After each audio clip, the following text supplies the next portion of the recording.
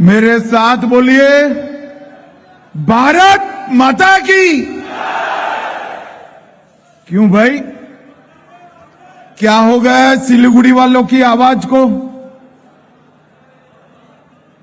भाजपा सरकार बनाना है या नहीं बनाना है? तृणमूल कांग्रेस को हटाना है या नहीं हटाना है? उत्तर बंग का विकास करना है या नहीं करना है? तो ऐसी आवाज नहीं चलेगी। मेरे साथ दोनों हाथ उठाइए जरा, बाहर खड़े हैं वो भी उठाएं। विजय के संकल्प की मुट्ठी भींचे और प्रचंड आवाज से बोलिए, भारत माता की जय श्री राम, जय जय श्री राम, वंदे वंदे। मंच पर उपस्थित पश्चिम बंगाल भारतीय जनता पार्टी के अध्यक्ष और सांसद श्रीमान समीक भट्टाचार्य जी, बंगाल विधानसभा में विपक्ष के नेता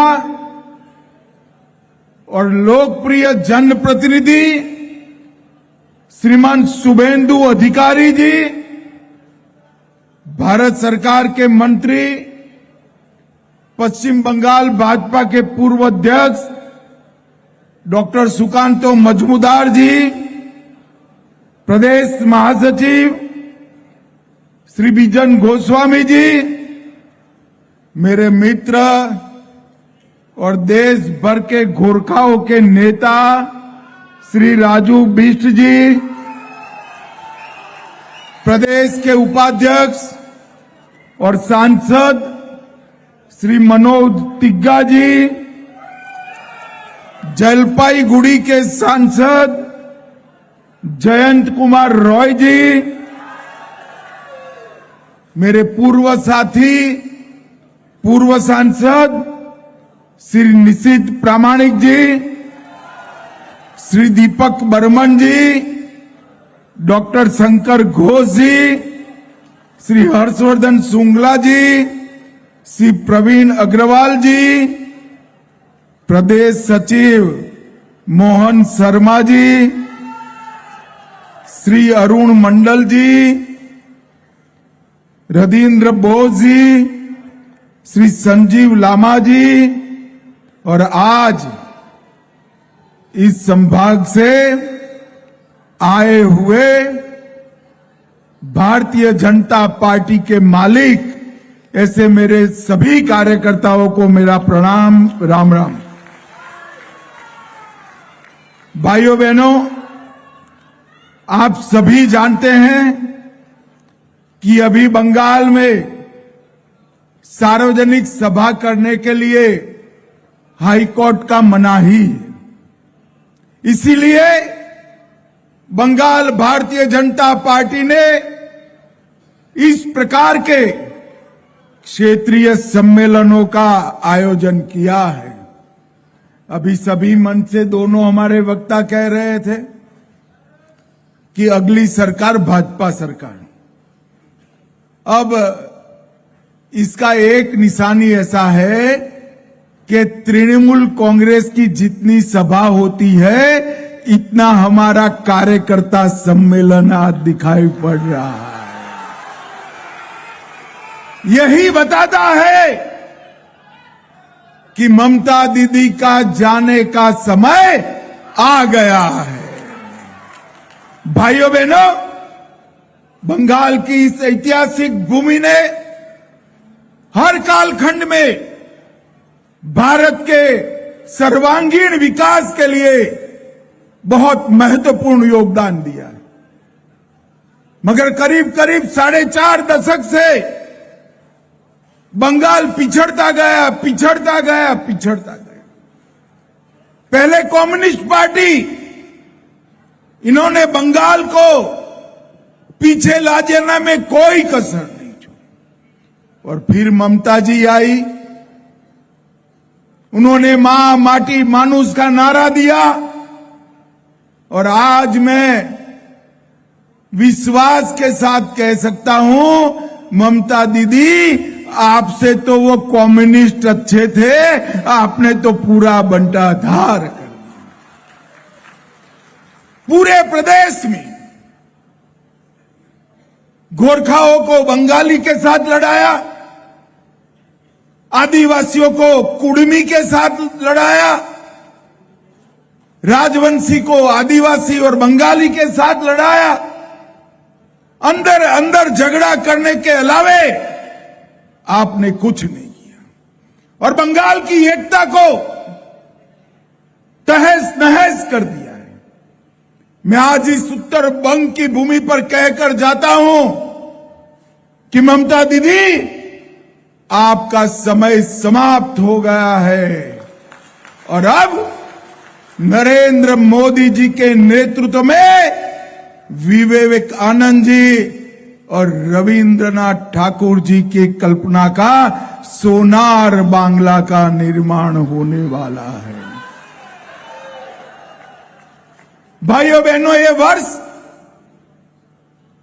वंदे मातरम का 150वां साल है।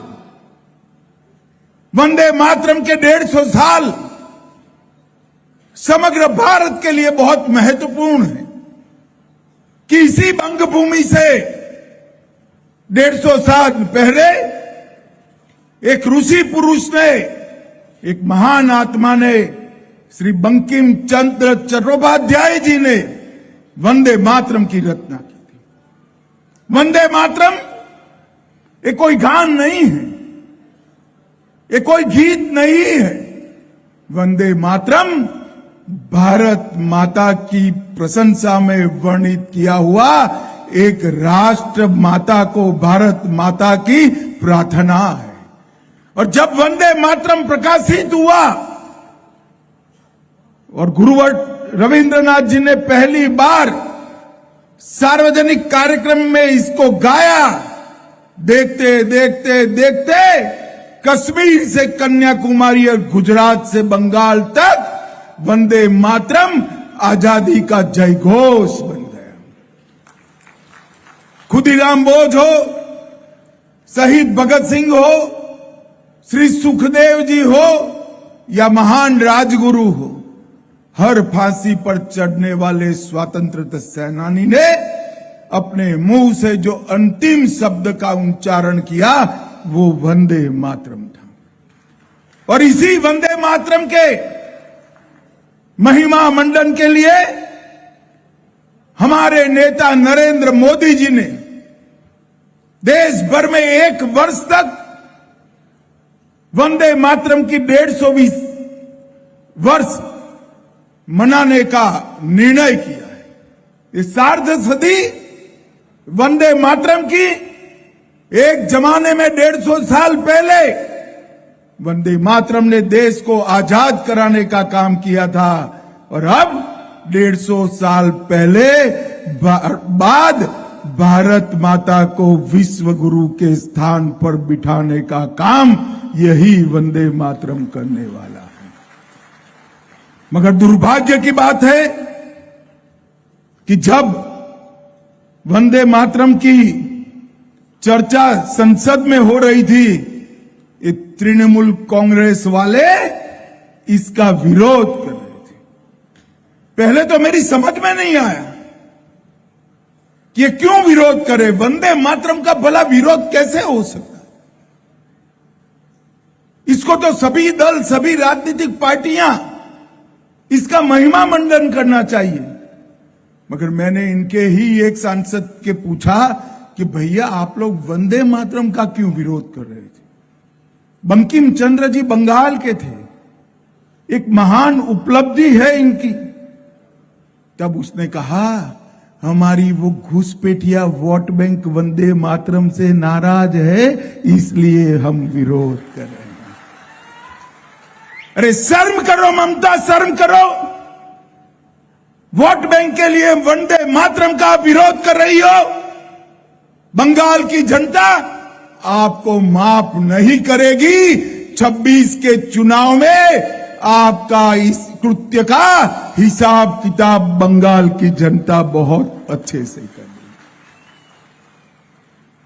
मां माटी मानुष का नारा लेकर सत्ता में आई हुई ममता बनर्जी, आज मैं ममता दीदी को पूछना चाहता हूं, क्या हुआ आपके नारा का? आपके राज्य में मां असुरक्षित हो गई। बंगाल की बेटियां माताएं इतनी असुरक्षा का कभी अनुभव नहीं कर रही।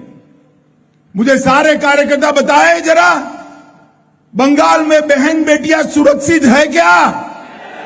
जोर से बोलो, सुरक्षित है क्या? ममता दीदी, आपने मां को असुरक्षित किया है। माटी पूरी घुसपैठिए कब्जाए हुए। मुझे बताओ उत्तर बंग वालों, ये बंगाल की पवित्र माटी घुसपैठियों के कब्जे में रहनी चाहिए क्या? जोर से बोलो, रहनी चाहिए? ये ममता दीदी खाली करा सकती है? मैं बाद में बात करता हूं घुसपैठिए का। और मां माटी मानुष, और मानुष भयभीत होकर टोलबाजी से, सिंडिकेट से परेशान है। हमारे ट्राइबल सांसद को सरेआम पीटा जाता है। गोरखा भाइयों पर सैकड़ों सैकड़ों केस दर्ज कर उनके साथ चर्चा करने की जगह उनको परेशान किया जाता है। कोच राजवंशी हो, कुड़मी हो, आदिवासी हो, बिहार के बासिंदे हो, या गोरखा भाई हो या बंगाली हो, ममता दीदी आपके राज्य में मानुष भी सुरक्षित नहीं है, भयभीत। मित्रों, आज मैं अपील करने आया हूं, आप मुझे बताओ 26 के चुनाव में ममता को हटाना है या नहीं हटाना है? अरे हटाना नहीं है, तृणमूल कांग्रेस की सरकार को मूल समेत उखाड़कर फेंक देना है। पूरे बंगाल को तहस नहस कर दिए।